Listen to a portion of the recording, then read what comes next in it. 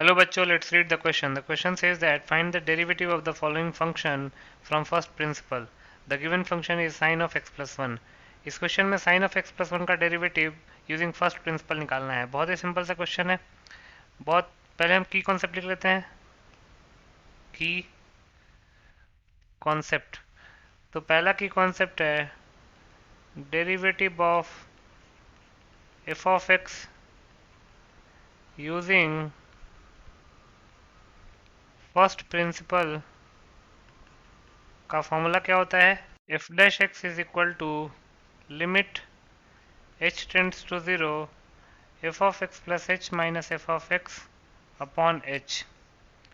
Then एक standard limit होता है, limit theta tends to 0 sine theta upon theta 1 के इक्वल होता है, where theta must be in radians.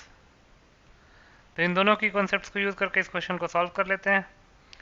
तो मान लेते हैं let f of x is equal to sine of x plus 1. अब चूंकि डेरिवेटिव के फॉर्मूले में f of x plus h आ रहा है, तो f of x plus h भी निकाल लेते हैं. वो आ जाएगा sine of x plus h plus 1. तो लिख सकते हैं therefore f dash x is equal to limit h tends to 0 f of x plus h क्या आया था, sine of x plus h plus 1 minus sine of x plus 1 upon h. अब ऊपर में sine c minus sine d का form है, तो sine c minus sine d का फॉर्मूला क्या होता है, since sine c minus sine d equals to 2 cos c plus d upon 2 into sine c minus d upon 2.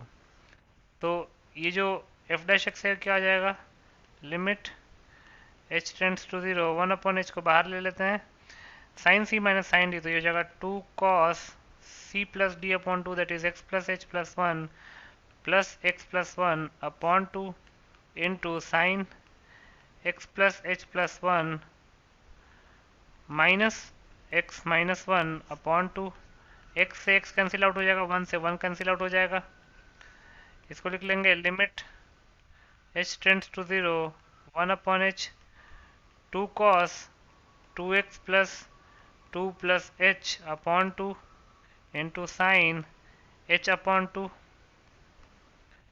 इसको further simplify करते हैं, इसको लिख सकते हैं limit h tends to 0 2 cos 2x plus 2 plus h upon 2 into sine h upon 2. और ये जो h है उसको हम साइन h अपॉन 2 के नीचे ले आएंगे.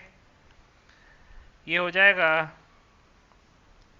Limit h tends to 0 cos of 2x plus 2 plus h upon 2 into sine h upon 2.